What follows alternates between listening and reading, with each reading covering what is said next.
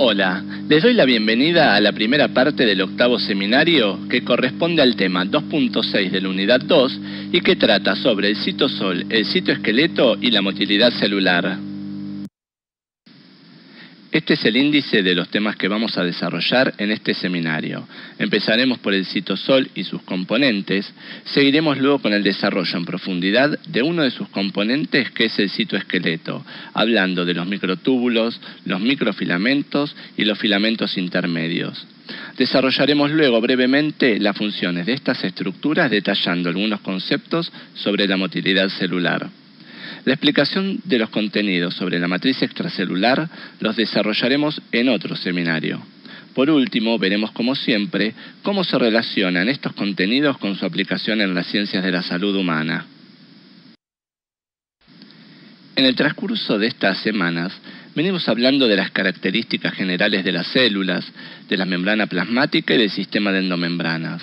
Vimos también que las células eucariotas se encuentran compartimentalizadas.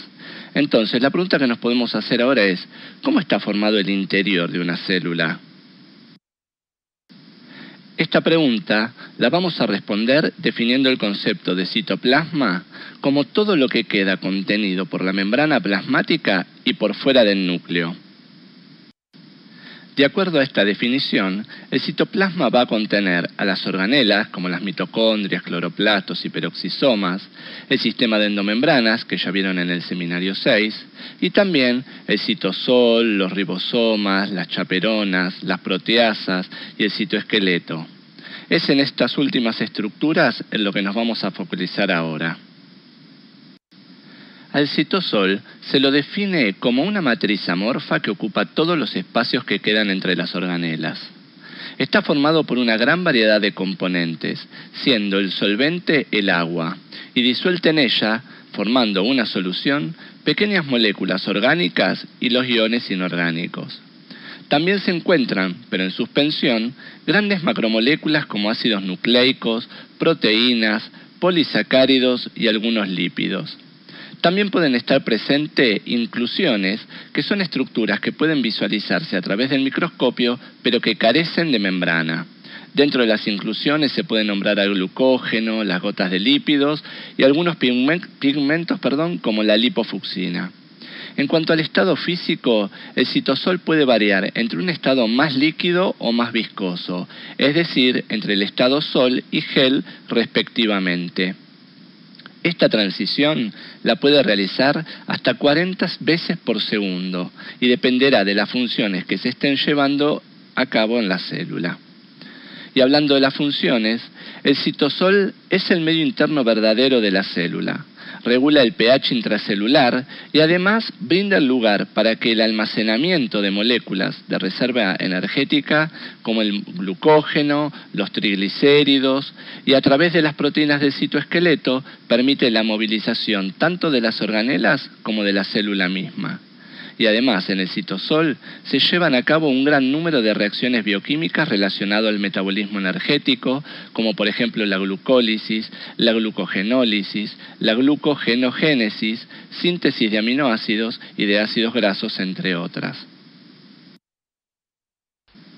En una de las diapositivas anteriores mencionamos que en el citoplasma se encuentran los ribosomas, que son estructuras formadas por ARN ribosomal y proteínas. Cada ribosoma presenta dos subunidades llamadas subunidad mayor y subunidad menor. En esta última se encuentra el sitio de unión al ARN mensajero. En el interior de los ribosomas se diferencian tres cavidades denominadas sitios E, que corresponde al lugar de salida del ARN de transferencia sin aminoácidos, el sitio P, por donde sale la proteína que se está sintetizando, y el sitio A, que es donde se alberga a los ARN de transferencia cargados con aminoácidos. Estos conceptos se abordarán en mayor profundidad cuando veamos la síntesis de proteínas que está en la unidad 4 del programa correspondiente a Introducción a la Genética. Una vez que los ribosomas sintetizaron una proteína, para que ésta pueda desempeñar su función es necesario que adquiera una estructura tridimensional a través de un correcto plegamiento. Para que esto ocurra, y tal como se muestran las imágenes, las chaperonas acompañan a las proteínas al lugar adecuado y en el momento justo para su plegamiento. Además, las protegen de una eventual degradación. La cantidad de chaperonas aumenta cuando las células se someten a un estrés térmico o metabólico, de ahí que se las conozca con el nombre de HSP por su sigla en inglés, Heat Shock Protein, seguidas por un número que corresponde al peso molecular. De esta manera vamos a encontrar a las HSP 60, 70 y 90. Y aumentan justamente porque el aumento de temperatura provoca la desnaturalización y la pérdida de plegamiento de las proteínas, por lo que es necesario que vuelvan a plegarse correctamente. Si las proteínas no adquieren su estructura tridimensional adecuada a pesar del intento de las chaperonas, entonces son eliminadas en los proteosomas. Es decir, que la función de los proteosomas es contraria a la de los ribosomas. Un gran número de proteínas se asocian y forman una estructura cilíndrica llamada proteosoma, que se encarga de degradar en pequeños oligopéptidos de 8 aminoácidos a las proteínas en mal estado o a las que ya no le sirven a la célula. Para que esto ocurra, las proteínas a degradar son etiquetadas o marcadas con una proteína de 76 aminoácidos llamada ubiquitina, que es reconocida por los proteosomas. Otro componente del citoplasma que se encuentra en el citosol es el citoesqueleto. Como su nombre lo indica, el citoesqueleto es un conjunto o entramado de proteínas que le brindan un armazón o esqueleto a las células. Está formado por 3 estructuras llamadas microtúbulos, microfilamentos o filamentos de actina y filamentos intermedios. Y también está formado por proteínas accesorias, o también llamadas proteínas asociadas a microtúbulos, que regulan la longitud de cada uno, relacionan dichas estructuras entre sí y con las proteínas de la membrana plasmática, y permiten el movimiento de organelas o vesículas dentro de la célula y de la célula en general. Comenzaremos hablando de los microtúbulos. Son estructuras proteicas en forma de cilindros huecos o tubos con un diámetro de 25 nanómetros. La proteína principal de estas estructuras es la tubulina, que está formada por 2 cadenas diferentes, es decir, un heterodímero, que reciben el nombre de alfa-tubulina y beta-tubulina. A medida que se van uniendo los heterodímeros, se forma el protofilamento, los cuales se van uniendo de costado y forman el microtúbulo.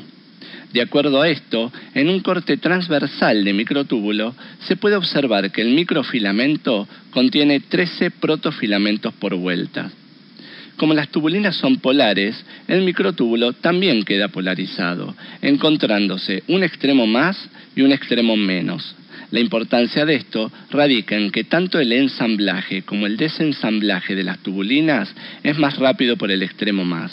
Esto no significa que ambos procesos no se realizan por el extremo menos. Los microtúbulos citoplasmáticos comienzan a formarse en el centrosoma, también llamado centro organizador de los microtúbulos, el cual contiene 2 centríolos y una matriz con fibras delgadas y proteínas reguladoras llamadas gamma-tubulinas. Por su parte, las alfa y beta tubulinas libres que se encuentran en el citosol van al centrosoma y comienzan a unirse por el extremo menos, que está protegido y regulado por las gamma tubulinas, hasta formar el primer protofilamento.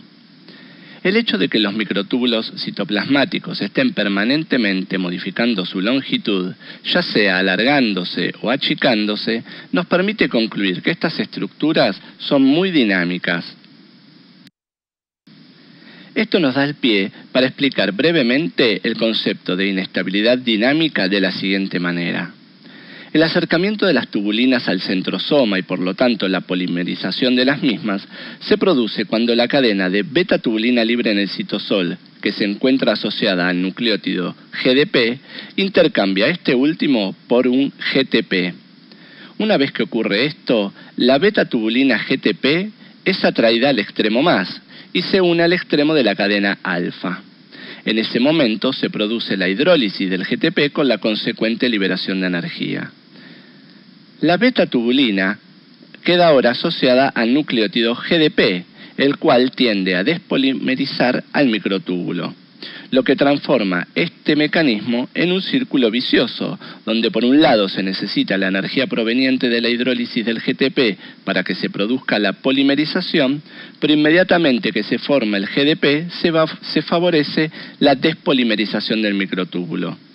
Pero esto no ocurre porque la velocidad con que se hidroliza el GTP es menor que la que se observa en el proceso de despolimerización. De esta manera, se forma como un capuchón de tubulinas asociadas a GTP que impide la salida de las tubulinas asociadas a GDP. Además de este capuchón, también deben estar presentes las proteínas reguladoras que permiten mantener la longitud óptima del microtúbulo. La pregunta que nos hacemos ahora es, ¿cuál es la función de los microtúbulos citoplasmáticos? Básicamente participan del desplazamiento o transporte de vesículas, macromoléculas, granos, etc., dentro de la célula, y son los responsables en gran medida de determinar y mantener la forma de la célula. Para que se produzca el movimiento por los microtúbulos, es necesaria la participación de dos proteínas motoras llamadas dineína y quinesina. Estructuralmente, estas proteínas están formadas por 4 cadenas peptídicas, de las cuales 2 se llaman pesadas y presentan una estructura fibrilar enrollada llamada cola, y otras 2 livianas en las que se encuentran las ATPasas encargadas de hidrolizar el ATP y obtener así la energía necesaria para llevar adelante el transporte. Mientras que la dineína, acoplada con la sustancia a transportar, se mueve hacia el extremo menos del microtúbulo, la quinesina lo hace en sentido opuesto, es decir, hacia el extremo más. En cuanto a la responsabilidad de los microtúbulos citoplasmáticos en la determinación de la forma de la célula, basta con observar a una neurona para comprender que estos son los que forman las prolongaciones llamadas dendritas y axones. En este caso, otra proteína asociada a microtúbulos, llamada dinamina, es la responsable de agrupar unos microtúbulos sobre otros para darle la forma característica a las dendritas y al axón. Además, los microtúbulos citoplasmáticos sirven para mantener al retículo endoplásmico y al complejo de Golgi en su lugar dentro de la célula. Como vimos, los microtúbulos se pueden encontrar formando parte del citoplasma, pero también están presentes en el huso mitótico, en los centríolos y como componentes de los cilios y flagelos. A pesar de que todos ellos tienen una estructura muy similar, poseen algunas propiedades diferentes, como por ejemplo en la velocidad de ensamblado y desensamblado de la tubulina, que los hacen más o menos estables. En cuanto a la función de los microtúbulos mitóticos, podemos decir que estos forman parte del huso mitótico que se forma durante la división celular y que, a diferencia de los microtúbulos citoplasmáticos, poseen el extremo menos sin la regulación de las gamma-tubulinas. La participación de estos microtúbulos la veremos con mayor detalle en el último punto del programa cuando hablemos de la división celular por mitosis y meiosis. Anteriormente nombramos al centrosoma y dijimos que está formado por una matriz y 2 centríolos ubicados de manera perpendicular entre sí. Los centríolos poseen una estructura característica dada por la disposición de 9 unidades formadas por 3 microtúbulos fusionados entre sí llamados A, B y C, que forman un triplete. Estos tripletes se encuentran unidos entre sí por una proteína que une la cadena C de un triplete con la cadena A del triplete vecino. Además, cada cadena A se une a un eje central a través de otra proteína, lo que le da aspecto de los rayos de una rueda de bicicleta. Finalmente, tenemos a los microtúbulos que forman parte de los cilios y del flagelo. Estas estructuras se forman a partir de los cuerpos basales que se encuentran justo por debajo de la membrana plasmática y que son estructuras muy similares a los centríolos. La diferencia entre la estructura del cuerpo basal y la ciliar es que en lugar de tripletes posee dobletes o pares de microtúbulos y que en el eje central presentan 2 microtúbulos. Toda esta estructura recibe el nombre de axonema. La característica de los cilios y el flagelo es que protruyen hacia afuera de la célula, siempre rodeados de membrana plasmática, y en su interior contiene una matriz ciliar que es donde se halla el axonema. Al igual que los centríolos, los microtúbulos que conforman el axonema permanecen unidos gracias a la presencia de proteínas ligadoras llamadas nexinas, las cuales unen al microtúbulo A de un doblete con el B de otro. Por su parte, los microtúbulos centrales están rodeados por la vaina central y fijados a estas por medio de las proteínas radiales. Pero además de todas estas proteínas ligadoras, los cilios y flagelos tienen proteínas motoras que son las encargadas de generar los movimientos de estas estructuras. La principal proteína motora es la dineína ciliar, que a diferencia de la citoplasmática, presenta 3 cadenas livianas y 3 pesadas, por lo que es de mayor tamaño. Esta proteína también se la conoce como brazos externos e internos del axonema. Para producir el movimiento, la cabeza globular con actividad ATPasa, que está en la cadena A, debe deslizarse sobre la cadena B del doblete vecino, formando uniones intermitentes en el sentido del extremo menos, es decir, hacia la base o raíz del cilio. Cabe destacar que durante el movimiento, no todos los dobletes actúan a la vez. Resumiendo, los microtúbulos están presentes en diversas estructuras cumpliendo diferentes roles como ser fijación de organelas y transporte de sustancias y vesículas a través del citoplasma, dar forma a la célula, especialmente dentro de las prolongaciones celulares, permitir el movimiento de las células de los cilios y los flagelos, y también dentro de los procesos de división celular. Pasaremos entonces ahora a desarrollar los microfilamentos.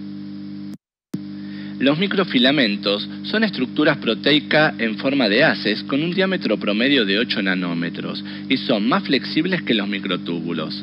De manera similar a estos últimos, los microfilamentos también presentan un extremo más y otro menos. La molécula principal de estas estructuras es la proteína globular actina o actina G, que es un monómero de 375 aminoácidos. Para que se generen los haces helicoidales característicos que reciben el nombre de actina F por fibrilar, primero se combinan 3 monómeros de actina entre sí, formando un núcleo al que se le irán ensamblando otros monómeros asociados a una molécula de ATP, principalmente por su extremo más.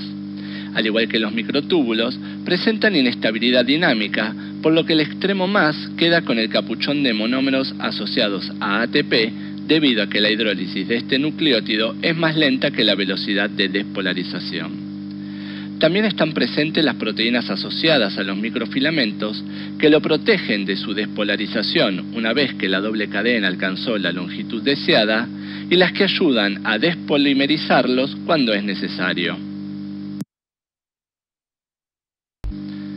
Dentro de las células se pueden diferenciar los filamentos de actina corticales, que son los que se ubican debajo de la membrana plasmática, y los transcelulares, que son los que atraviesan el citoplasma en todas direcciones. La presencia de estos filamentos de actina es muy importante para establecer la forma de una célula, ya que por ejemplo son parte de las microvellosidades, la función, porque son los constituyentes de las fibras musculares, o también del anclaje de las células a la matriz extracelular.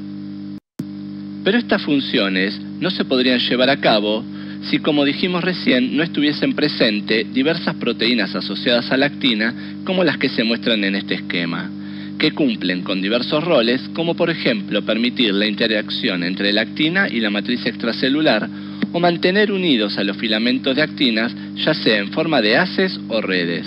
En definitiva, estas interacciones favorecen al correcto funcionamiento celular y ayudan a establecer su forma. Dijimos que los microfilamentos de actina transcelulares transportan organelas, vesículas y otras estructuras por toda la célula. Pero, ¿cómo lo hacen? Para esto cuentan con la valiosa ayuda de otras proteínas filamentosas que son motoras y pertenecen a la familia de las miosinas, como las tipo 1 y 5. Estas proteínas tienen un segmento fibrilar llamado cola y un extremo globular, denominado cabeza, que posee la actividad ATPasa. El movimiento se produce cuando el extremo fibrilar de las miosinas se une con la estructura a transportar y la cabeza interacciona repetidamente con la actina, generando un avance en el sentido del extremo más del microfilamento.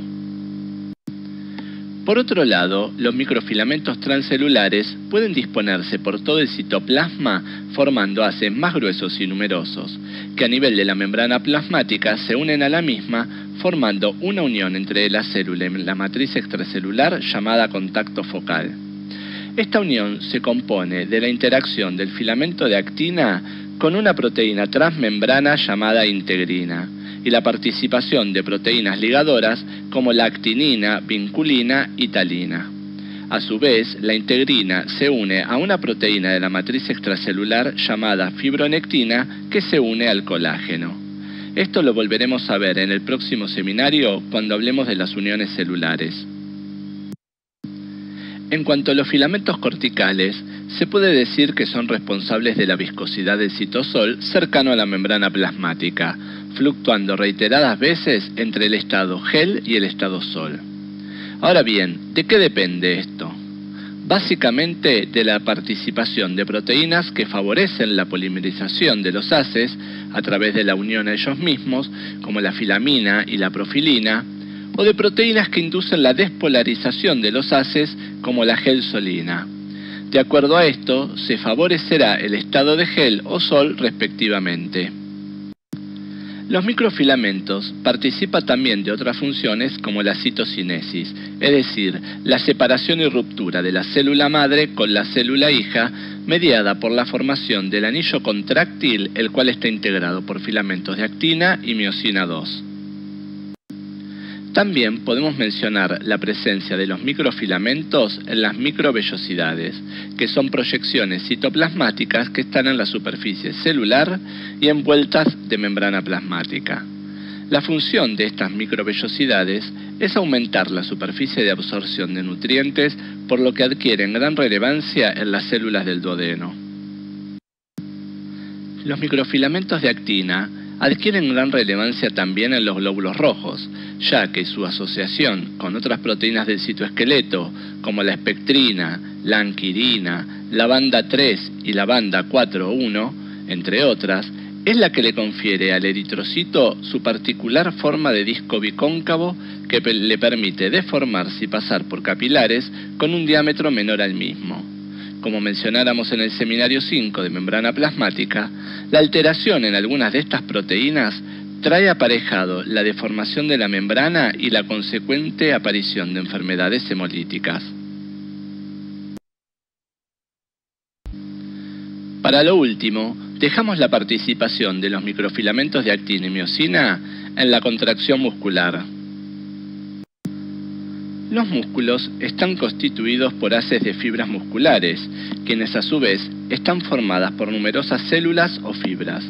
Dentro de las mismas se encuentran miles de unidades contráctiles llamadas sarcómeros, los cuales están integrados por las siguientes proteínas: la actina, la miosina, la tropomiosina y las troponinas T, I y C junto a proteínas ligadoras. ¿Cuáles son las funciones de estas proteínas? Las troponinas forman un complejo que se mantiene unido por la acción de la troponina T. Por su parte, la troponina I inhibe a la tropomiosina, haciendo que ésta no permita que las cabezas de miosina II tomen contacto con la actina y por lo tanto no se produzca la contracción del sarcómero. Por lo tanto, para que ocurra la contracción, es necesario un estímulo adecuado que genere un incremento en la concentración de calcio intracelular.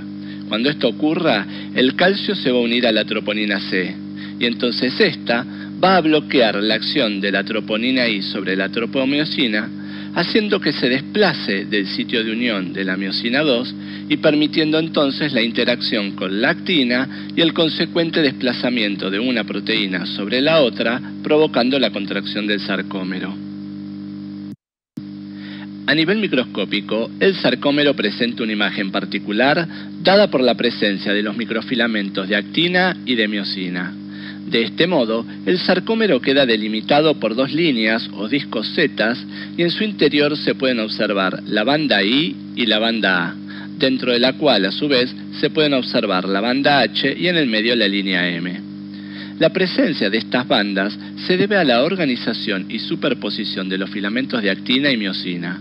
Por eso, la banda I corresponde a los filamentos de actina solamente, la banda A abarca a toda la miosina 2 y la parte de actina que se superpone con esta, la banda H corresponde a filamentos de miosina solamente y la línea M a los puentes proteicos que se dan entre las miosinas. Resumiendo, podemos decir que los filamentos de actina se encuentran en una gran variedad de células en donde cumplen diferentes funciones, gracias a la interacción con otras proteínas. Así, podemos agrupar estas funciones en aquellas en las que predomina la contractilidad, como es el caso de las células musculares, o en otras células a través del cinturón contráctil.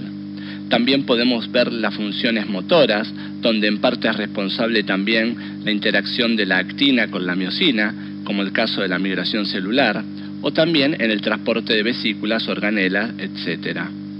Por último, podemos mencionar una función desde el punto de vista estructural, ya sea de anclaje a la matriz extracelular o dando forma como en las microvellosidades. También es responsable esta función estructural del estado sol-gel del citosol. Así terminamos con los contenidos correspondientes a microfilamentos. Y ahora pasamos con las últimas estructuras del citoesqueleto, que son los filamentos intermedios. Como su nombre lo indica, estos filamentos tienen un tamaño intermedio entre los microtúbulos y los microfilamentos, alcanzando un diámetro promedio de 10 nanómetros. A diferencia de lo que vimos hasta ahora, no hay una proteína específica que esté en mayor proporción dentro de los filamentos intermedios, por lo que dependiendo del tipo de célula que se está estudiando, así como de su morfología, se pueden encontrar los laminofilamentos, los filamentos de queratina, los de desmina, los de bimentina, los gliales y los neurofilamentos. A nivel estructural, están formados por la asociación de proteínas fibrilares que originan una alfa hélice sin cabezas globulares, por lo que carecen de actividad contráctil. Independientemente de la proteína que origine al filamento intermedio, todas se organizan de la siguiente manera. En primer lugar, la proteína monomérica está formada por la repetición sucesiva de 7 aminoácidos, por ejemplo, A, B, C, D, E, F, G, A, B, C, D, E, F, G, así sucesivamente. Esta característica permite que se forme un dímero lineal.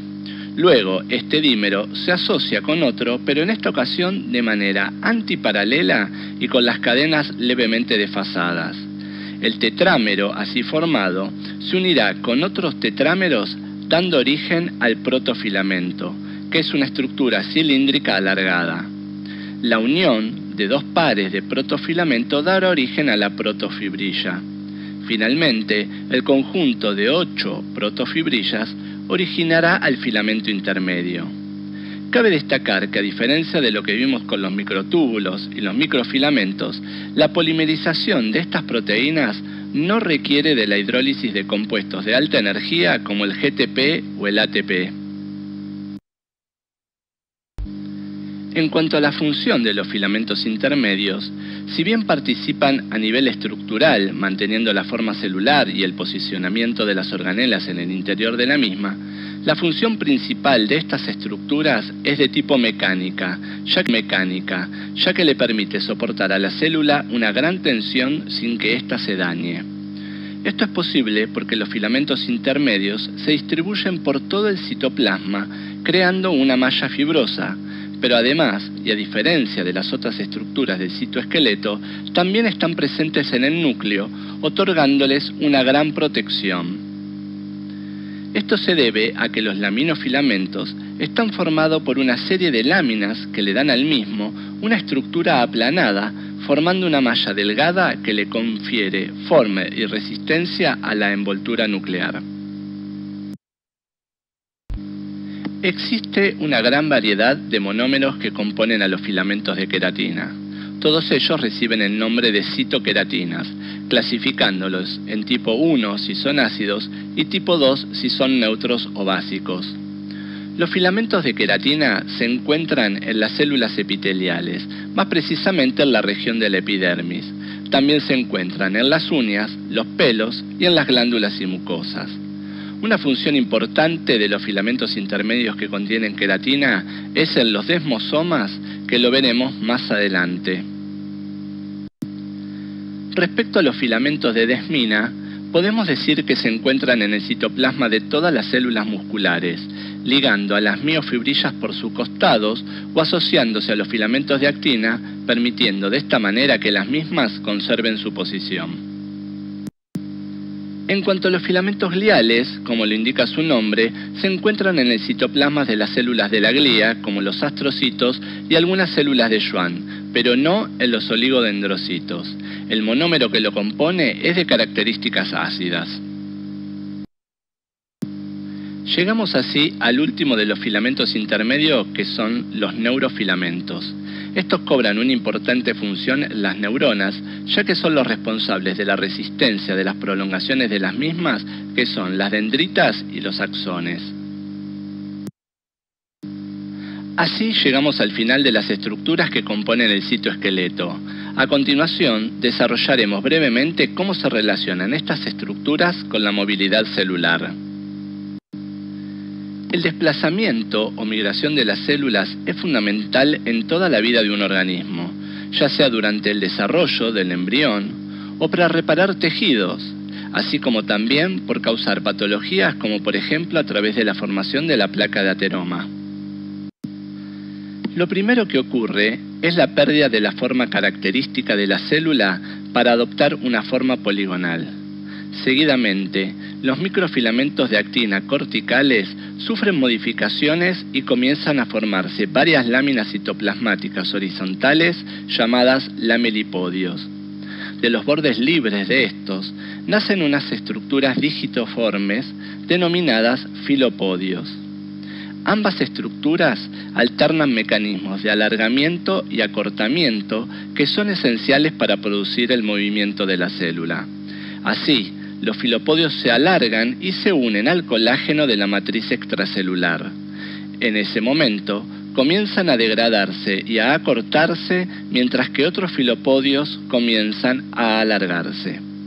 Como el filopodio está anclado a la matriz, tracciona a la célula generando que avance. Cuando ese filopodio se despolimerizó totalmente, se suelta del colágeno y permite que la célula siga avanzando y no quede detenida. Como ya lo hemos dicho antes, además de los filamentos, es necesaria la participación de proteínas ligadoras que favorezcan tanto la polimerización como la despolimerización de los microfilamentos para que este mecanismo funcione de manera adecuada.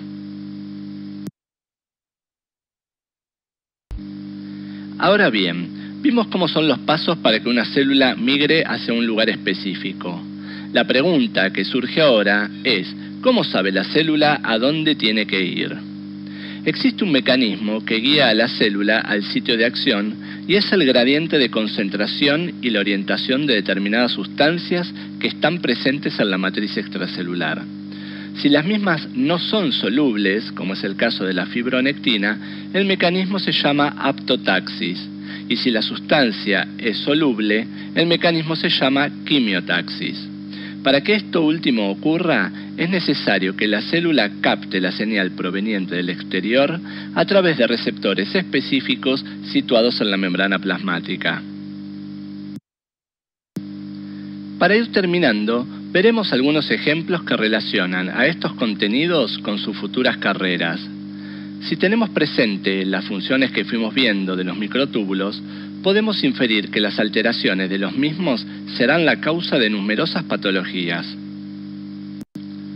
Por ejemplo, podemos mencionar a la disquinesia ciliar primaria o al síndrome de Cartagener, donde hay una alteración en la movilidad de los cilios, lo que genera infecciones respiratorias y otitis, entre otras. Si están alterados los flagelos, se puede producir infertilidad porque el espermatozoide pierde su movilidad y nunca llega a fecundar al óvulo. Por otro lado, la alteración en la proteína asociada a microtúbulos llamada tau es responsable en gran medida de la enfermedad de Alzheimer. Una aplicación farmacológica muy importante relacionada con los microtúbulos es la utilización de drogas para el tratamiento del cáncer, porque inhiben la polimerización de los microtúbulos del uso mitótico y por lo tanto la división celular descontrolada que ocurre en estas células. Dado que la principal proteína de los microfilamentos es la actina, su alteración produce una gran variedad de enfermedades a nivel de tejido muscular conocidas como miopatías. Otra utilización de las proteínas asociadas a los microfilamentos de actina, como la troponina T e I, es su determinación bioquímica para el diagnóstico y seguimiento de los pacientes que sufrieron un infarto agudo de miocardio. Por último, y dentro de los filamentos intermedios, podemos mencionar a una enfermedad producida por la alteración de la queratina, que es la epidermolisis bullosa simple, que se caracteriza por una erupción de ampollas en la piel de forma espontánea o por traumatismos mínimos. Así termina la primera parte de este seminario. Los espero en el próximo, donde desarrollaremos los contenidos relacionados a la matriz extracelular y a las uniones celulares.